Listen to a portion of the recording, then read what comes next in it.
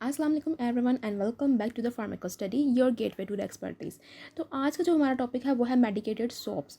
अब medicated soaps जो है वो आप किन बेसिस पे जो है वो अपने पेशेंट को रिकमेंड करते हैं वो हम देखेंगे, और कौन कौन से मेडिकेटेड सॉप्स हमारे पास मार्केट में अवेलेबल हैं, उनके की इंग्रेडिएंट्स कौन कौन से हैं, तो वो आज हम देखने जा रहे हैं। Like medicated shops dry skin और सेंसिटिव स्किन वालों को आप कौन सा रिकमेंड कर सकते हैं, इसी तरह ऑयली स्किन है किसी की या एक्नी प्रॉन स्किन है उसके लिए कौन सा आप रिकमेंड से जो है वो जो भी पेशेंट आते हैं जिनको स्कैबीज़ होती है, जिसको खुश्क खारिश भी कहा जाता है, या फिर कोई फंगल इन्फेक्शन होता है, या फिर उनको एक्नी का प्रॉब्लम होता है, या इसी तरह के कोई भी इन्फेक्शियस प्रॉब्लम उनकी स्किन पे होते हैं, तो आप उनको कौन कौन से सॉप। सबसे पहले हम लोग देख लेते हैं एक मॉइस्चराइजिंग सॉप के बारे में, और वो जो है वो मार्केट में आता है हाइड्रोमेट के नाम से। अच्छा, बेसिकली जो इस लेक्चर का पर्पज़ है वो है इंग्रेडिएंट्स की डिस्कशन, ठीक है। और ये इंग्रेडिएंट्स की जब डिस्कशन होगी तो ये इंग्रेडिएंट्स किसी भी अच्छे ब्रांड के अगर सॉप में मौजूद हैं तो उसका इफेक्ट जो है वो तकरीबन सेम होता है, ठीक है। तो आपको ये कोई भी ब्रांड की प्रमोशन नहीं है, ये आप कोई भी ब्रांड ले सकते हैं अगर उसमें ये इंग्रेडिएंट्स मौजूद हैं। तो सबसे पहले हम लोग देख लेते हैं हाइड्रोमेट के अंदर क्या मौजूद है। हाइड्रोमेट के अंदर प्योर पेट्रोलियम जेली मौजूद है, ठीक है, जो कि आपको पता है कि एज अ प्रोटेक्टिव कवरिंग के तौर पे जो है वो आपकी स्किन पे वो काम करती है। इसी तरह से जो आपकी इसमें मौजूद है वो नेचुरल ऑलिव ऑयल है, एलोवेरा जेल है। एलोवेरा के अंदर आपको पता है कि कितना अच्छा मॉइस्चराइजिंग इफेक्ट होता है, स्किन प्रोटेक्शन का काम करती है, सूदिंग का काम करता है एलोवेरा। इसी तरह इसके अंदर कोकोनट ऑयल भी मौजूद है। तो ये जो कॉम्बिनेशन है ये बहुत अच्छा है ड्राई स्किन जिनकी होती है उनके लिए।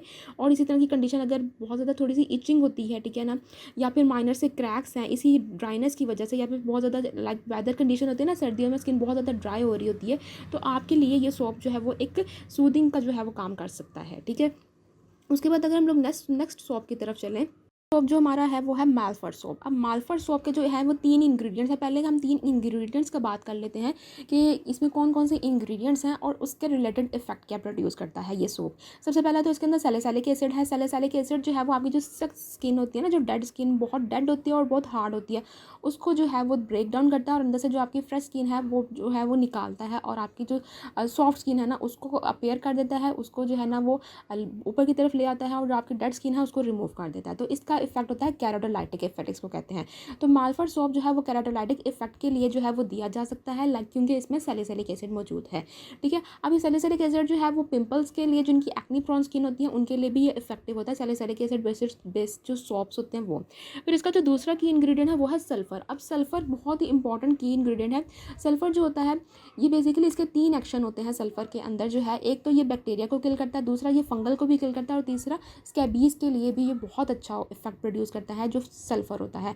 सल्फर जो है स्कैबीज़ के लिए बहुत अच्छा प्रोमिनेंट इफेक्ट प्रोड्यूस करता है, इसलिए बेसिकली आप जो सॉप्स देखेंगे अक्सर लोशन में भी जो है वो सल्फर मौजूद होता है। और इसी तरह जो आप लोग सॉप्स देखेंगे जो खास तौर पर पर्पसफुली होते ही स्कैबीज़ के लिए हैं, उनके लिए भी जो है उनके अंदर भी जो सल्फर मौजूद होता है। तो मालफर सोप आप समझ सकते हैं कि ये कैरोटाराइटिक भी है, एक एंटीसेप्टिक सोप भी है, और एंटी प्रोडाइटिक। अच्छा, स्कैबीज़ जिनको समझना है ये होती है खुश्क खारिश, ठीक है, जो अक्सर जो है वो एक फर्द से दूसरे फर्द का जो है वो फैल जाती है। अक्सर घर में जो लोग होते हैं साथ रहते हैं उनमें जो है ये फैल जाती है। तो इसका जो की इंग्रेडिएंट्स है वो हमारे पास बेसिकली सैलिसिलिक एसिड है और सल्फर है मालफर सोप के अंदर। मालफर बार्ज भी जिसको कहा जाता है, ठीक है ना। ये आप दिन में 2 दफ़ा जो है वो इस्तेमाल कर सकते हैं, या फिर जैसा आपके डॉक्टर ने आपको रिकमेंड किया है आप उस तरह भी इस्तेमाल कर सकते हैं। बेसिकली इसका ये होता है कि आपने लगा कर जो है वो थोड़ी देर लाइक फ्यू मिनट्स आपने उसको अपनी बॉडी पर छोड़ना होता है और फिर उसको वॉश अवे करना होता है पानी के साथ, ठीक है। अच्छा, यहाँ पर ये है कि जो जिनको इचिंग होती है उनके लिए ये एक अच्छा है, उनका जो स्टोर है, उनकी जो स्किन है उनको रिस्टोर करेगा, ठीक है। जो खुश्क खारिश होती है उसके लिए भी आप ये रिकमेंड कर सकते हैं पेशेंट्स को, ठीक हो गया। अब हम चलते हैं नेक्स्ट सोप की तरफ, वो आ जाता है स्कैब्रिड। अब स्कैब्रिड के अंदर जो है वो कायरिसैंथेमम फ्लावर एक्सट्रैक्ट है और सल्फर है, इसके लिए भी इसके अंदर भी सल्फर मौजूद है। सल्फर मैंने जैसे आपको बताया कि ये बहुत ही इंपॉर्टेंट जो है ये स्कैबीज के लिए, यानी कि खुश्क खारिश जो होती है उसके लिए ये यूज़ होता है। और जो ये कायरिसैंथेमम जो फ्लावर एक्सट्रैक्ट है ये भी बहुत ही इंपॉर्टेंट जो है वो यूज़ होता है इसी के लिए, जो आपकी मैंने बताया स्कैबीज़ है उसके लिए यूज़ होता है, क्योंकि इसके अंदर होता है इंसेक्ट्स को killing properties, insects killing property या इंसेक्टिसाइडल जिसको कहा जाता है आम अल्फाज में। इंसेक्टिसाइडल इसके अंदर प्रॉपर्टीज़ होती हैं, जिसका इसका फ्लावर का अपना जो काम है वो लाइसिस को भी किल करता है, यानी कि जुएँ जो होती हैं उसके लिए भी यूज़ होता है और स्कैबीज़ के लिए भी यूज़ होता है। लेकिन क्योंकि ये सल्फर के साथ मौजूद है तो ये पर्टिकुलरली जो है ये सोप एंटी स्कैबीज़ बार ही है, ठीक है। उसके बाद हम लोग चलते हैं नेक्स्ट सोप की तरफ, नेक्स्ट सोप है डर्मासाइड AF। अब AF से आप लोगों ने याद रखना है कि ये एक्नी के लिए भी, A से एक्नी और F से जो है फंगल, ये दोनों के लिए ये यूज़ हो सकता है। इसके जो की इंग्रेडिएंट्स हैं वो इसके भी जो 2 की इंग्रेडिएंट्स हैं डर्मासाइड AF के, और वो यही है कि जो सैलिसिलिक एसिड और प्रेसिपिटेटेड सल्फर ही। अगर आप मजीद जानना चाहते हैं कि प्रेसिपिटेटेड सल्फर और सल्फर के दरमियान क्या डिफरेंस है, तो ये डिटेल से डिफरेंस जो है वो prescriptioncracker.com पे जाएँ, वहाँ पर ये तमाम सोप्स के बारे में जो है वो डिटेल लिखी हुई है, और उसमें जो है वो आपको मिल जाएगा कि प्रेसिपिटेटेड सल्फर और आम सल्फर के दरमियान क्या डिफरेंस है। लेकिन इनका जो मेन काम है वो काम उनका यही है कि ये जो है फंगस को भी किल करके बैक्टीरिया को भी किल करता है सल्फर, और जो स्कैबीज़ है उसको भी किल करता है। और जो मैंने आपको बताया जैसे सैलिसिलिक एसिड एक्नी के लिए भी अच्छा होता है, लेकिन ये जो एक्नी का जो ट्रीटमेंट है वो हमेशा अपने जो रिलेटेड आपका जो डॉक्टर होता है, अटेंडिंग डॉक्टर होता है, आपने हमेशा उसकी कंसल्टेशन से ही जो है वो कोई भी प्रोडक्ट अपने फेस पे अप्लाई करना होता है। ठीक है, डर्मासाइड AF का मैंने आपको बता दिया कि इसके 2 की इंग्रेडिएंट्स हैं। एक सैलिसिलिक एसिड जो कि केराटोलाइटिक इफेक्ट है, डेड स्किन को रिमूव करता है और आपकी फ्रेश स्किन को जो है वो लेकर आता है ऊपर। और जो प्रेसिपिटेटेड सल्फर है, जैसे मैंने आपको बताया ये आ गया कि ये फंगस के लिए भी यूज़ होता है। जैसे अब ये जो सल्फर, ये जो बार है ना, ये पर्टिकुलरली उन्होंने टारगेट किया 2 कंडीशंस के लिए, जो डर्मासाइड AF है।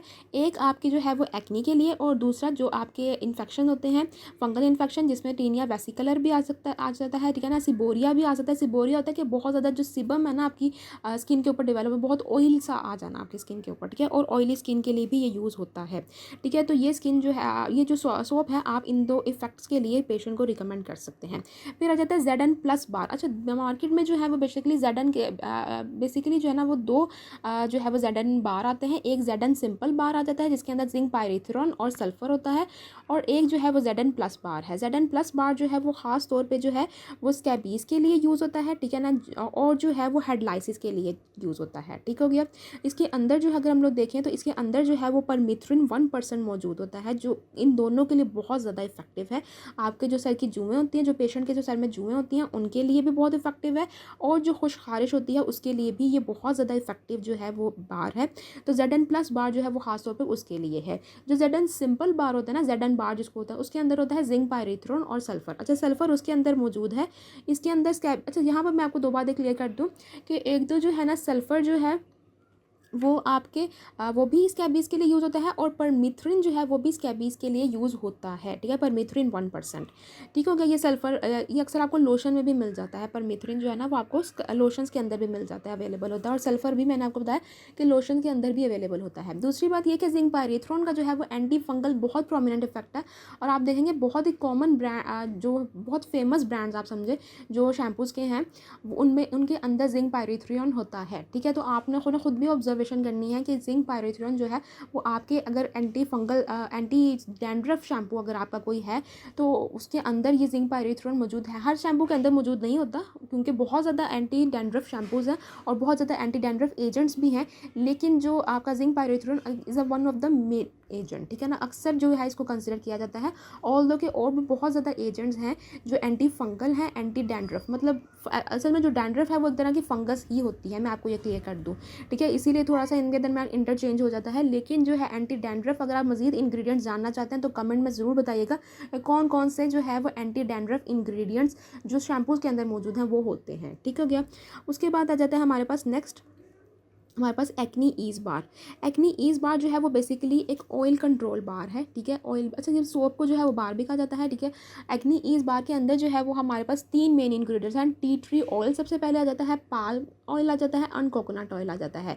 ठीक है, टी ट्री ऑयल इनमें मैं समझती हूँ कि one of the men active ingredient है। ठीक है ना, इसके अंदर जो है वो बहुत ज़्यादा स्ट्रॉन्ग एंटी फंगल जो है प्रॉपर्टीज़ होती हैं, और जो है एक्नी को ट्रीट करने वाली प्रॉपर्टीज़ होती हैं। ठीक है ना, तो ये टी ट्री जो है ऑयल वो अक्सर आप देखेंगे कि जो आपके जो एक्नी के जो रिलेटेड प्रोडक्ट होते हैं, कॉस्मेटिक प्रोडक्ट्स होते हैं, उनके अंदर ही मौजूद होता है। ठीक है, तो ये एक्नी ईज़ बार जो है वो बेसिकली क्या है, ऑयल कंट्रोल बार भी है और एक्नी को भी ट्रीट करता है। इसको बेसिकली आप लोगों ने सिंपल क्या है, आप लोगों ने सोप के तौर पे ही यूज़ करना होता है स्किन के, आपने लाइक मसाज करना होता है फॉर 1 मिनट्स। ठीक है ना, 1 मिनट के लिए आपने उसको मसाज करना और फिर उसको रिमूव कर देना है। ठीक है, और अगर बहुत ज़्यादा ऑयली आपकी स्किन है तो आपने दिन में 2 से 3 दफ़ा भी इस्तेमाल इसको कर सकते हैं। ठीक हो गया, ये एक्नी ईज़ बार, तो ये एक्नी के लिए भी है, और ये आपको जो है वो सूदिंग प्रॉपर्टीज़ भी देगा, क्योंकि इसके अंदर जो है वो पाल्म ऑयल भी है और कोकोनट ऑयल भी है। अच्छा, इसके अंदर जो है वो एक और इंग्रेडिएंट है, वो है टाइटेनियम डाइऑक्साइड। ठीक हो गया। उसके बाद आ जाता है हमारे पास एसएनएस बार। एसएनएस बार जो है वो हमारे पास इसके तीन जो है ना वो फंक्शंस हैं। नंबर 1 इसका फंक्शन है वो है फंगल इन्फेक्शन के लिए यूज़ होता है। सेकंड जो है वो सिबोरिया, और थर्ड अगेन स्कैबीज़ के लिए ही ये यूज़ होता है। ठीक है, इसके अगर हम लोग इंग्रेडिएंट्स को देखें कि इसके अंदर को इंग्रेडिएंट्स कौन से हैं, तो इसके बेसिकली 2 एक्टिव इंग्रेडिएंट हैं। अगेन वही प्रेसिपिटेटेड सल्फर। सल्फर का मैं आपको ऑलरेडी बता चुकी हूँ कि इसका स्ट्रॉन्ग एंटीबैक्टीरियल, एंटी फंगल और स्कैबिसाइडल यानी स्कैबीज़ जो खुश खारिश होती है उसके लिए जो है ये सल्फर इस्तेमाल होता है।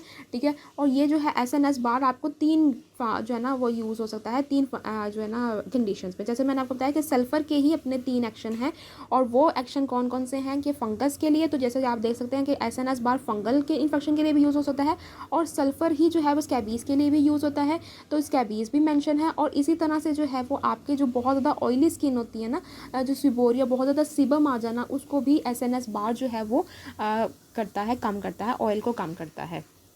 ठीक है, अगर हम लोग फंगल इन्फेक्शन की बात करें तो इसमें फंगल इन्फेक्शन जो है वो डिफरेंट तरह के जो है वो आपकी बॉडी पे अपेयर हो सकते हैं, और जिनमें ख़ास तौर पे जो है वो आ जाता है आपका टीनिया वेसिकुलर आ जाता है। मतलब टीनिया वेसिकुलर की इसकी जो पिक्चर है मैं अटैच कर दूँगी इसमें, कि किस तरह से आप इसको मतलब आइडेंटिफाई करके अपने पेशेंट को जो है वो रिकमेंड कर सकते हैं। ठीक हो गया। उसके बाद हमारे पास जो नेक्स्ट सोप आता है वो है डी फंग। ये बेसिकली जो है वो एस्ट्राडम एक कंपनी है जो बहुत ही ज़्यादा जो है डिफरेंट की तरह के जो है ना वो आपकी कॉस्मेटिक प्रोडक्ट बनाती है।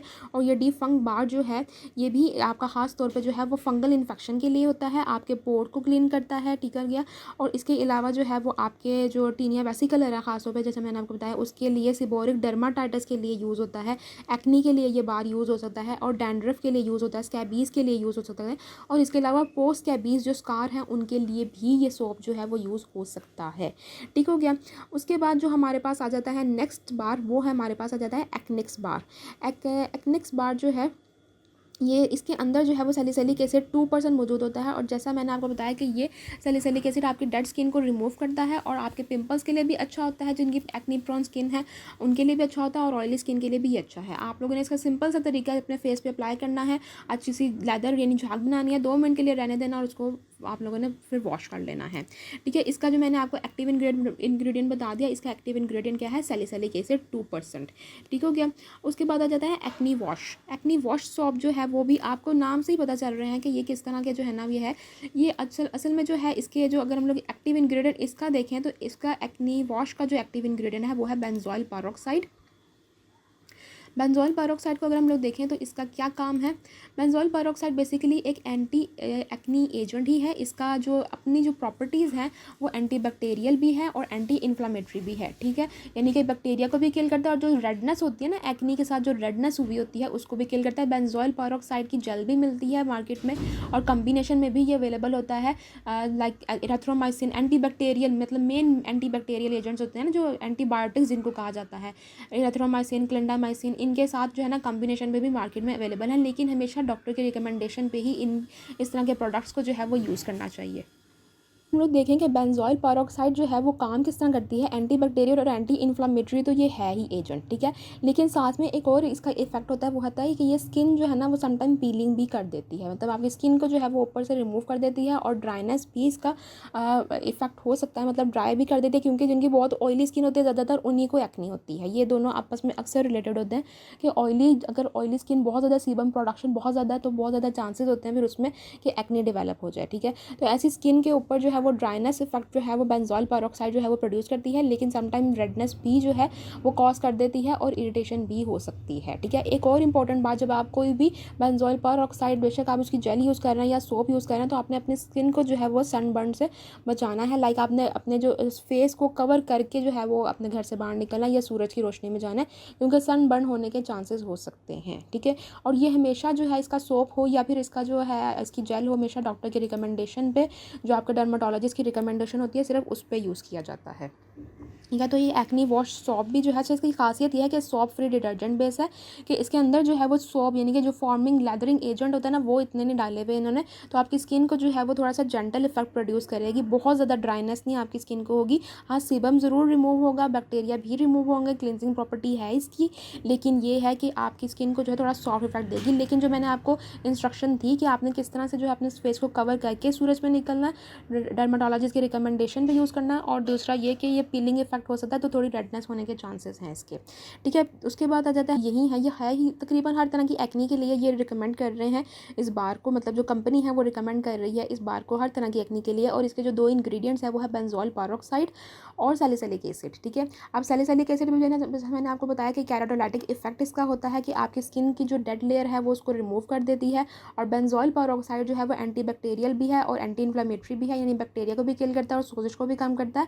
लेकिन जो बातें मैंने आपको की इंग्रेडिएंट्स की जो आपको बता दे पॉइंट्स, वो ये है कि जब आपने बेंजोल पेरोक्साइड यूज़ करना है तो हमेशा डर्माटोलॉजिस्ट की रिकमेंडेशन पे जब भी आप इसका सोप यूज़ करें या जेल यूज़ करें। और दूसरी बात ये कि अपने सन को, अपने जो फेस को जो है वो हमेशा कवर करके आपने सन में जाना है, ठीक है, ताकि सन बर्न ना हो सके। और दूसरी बात ये कि आपकी स्किन में जो है वो पीलिंग हो सकती है, मतलब आपकी ड्राइनेस, स्किन की ड्राइनेस हो सकती है और पील हो सकती है, समटाइम रेडनेस भी हो जाती है बेंजोल पेरोक्साइड के इस्तेमाल से, ठीक है। लेकिन ये है कि आपकी एक्नी को ये ट्रीट करने के लिए ये एक अच्छा ऑप्शन है, ठीक हो गया। लेकिन ये जो स्किन की जो रेडनेस है या फिर ये जो आपकी जो इरिटेशन है, ये हर एक को फील नहीं होते। ये बेसिकली जो एक होते हैं ना, हर दवाई का एक साइड इफ़ेक्ट, ये उसमें आ जाते हैं। हर दवाई का एक साइड इफ़ेक्ट होता है, हर एक को फेस नहीं करना पड़ता, ठीक हो गया। उसके फॉर टुडे कमेंट्स में भी पूछ सकते हैं और फेसबुक पेज के थ्रू भी मुझसे कॉन्टैक्ट कर सकते हैं। अगर आप लोगों ने ये सारा आर्टिकल डिटेल से खुद पढ़ना, खुद सेलेक्ट करना है कि पेशेंट को आपने कौन सा जो है वो स्वॉप रिकमेंड करना, और आप उसका रेफरेंस चाहते हैं, तो रेफरेंस जो है और जो सारी इन्फॉर्मेशन है, तकरीबन सारी की सारी इन्फॉर्मेशन आपको prescriptioncracker.com पे ये आर्टिकल मौजूद है, आपको वहाँ से मिल जाएगी। वहाँ पर रीड करें, और भी बहुत ज़्यादा इंटरेस्टिंग आर्टिकल्स हैं। सारे एक्टिव इंग्रेडिएंट का जो है वहाँ पर रोल मौजूद है, वहाँ पर लिखा हुआ है प्रेसिपिटेटेड सल्फर क्या है और कोलोइडल सल्फर क्या है, इन दोनों का डिफरेंस लिखा हुआ है, ठीक है। और जो भी जो एक्शन है वो सबका लिखा हुआ है। prescriptioncracker.com में जाएँ और जाके पढ़ें। और साथ में जो है आप जो फेसबुक पेज के थ्रू भी मुझसे कांटेक्ट कर सकते हैं। मेरे चैनल को ज़रूर सब्सक्राइब कीजिएगा, और आप फॉलो कर सकते हैं, टिकटॉक पर भी फॉलो कर सकते हैं और इंस्टाग्राम पर भी फॉलो कर सकते हैं। अंटिल नेक्स्ट वीडियो, अल्लाह हाफिज़।